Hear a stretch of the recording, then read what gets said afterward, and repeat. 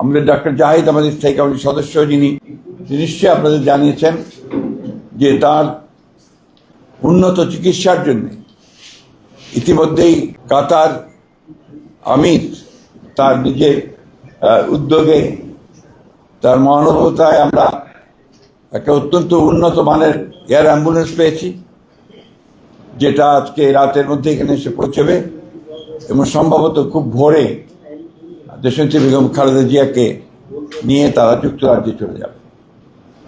আনুষঙ্গিক যে সমস্ত কাজগুলো দরকার সেই কাজগুলো আমরা সেরে ফেলেছি এবং এখান থেকে আপনারা এর মধ্যে শুনেছেন যে কারা কারা যাচ্ছেন, তার সঙ্গে একটি চিকিৎসক দল যাচ্ছেন।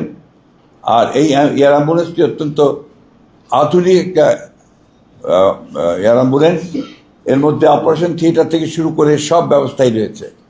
সুতরাং আমরা পরম করুণাময় আল্লাহ তাআলার কাছে এই দোয়া চাচ্ছি যে আল্লাহ তাআলা তাকে যেন সুস্থভাবে নিয়ে যান, নিরাপদভাবে নিয়ে যান এবং সুস্থভাবে আমাদের মাঝে আমরা যেন তাকে ফিরে পেতে পারি।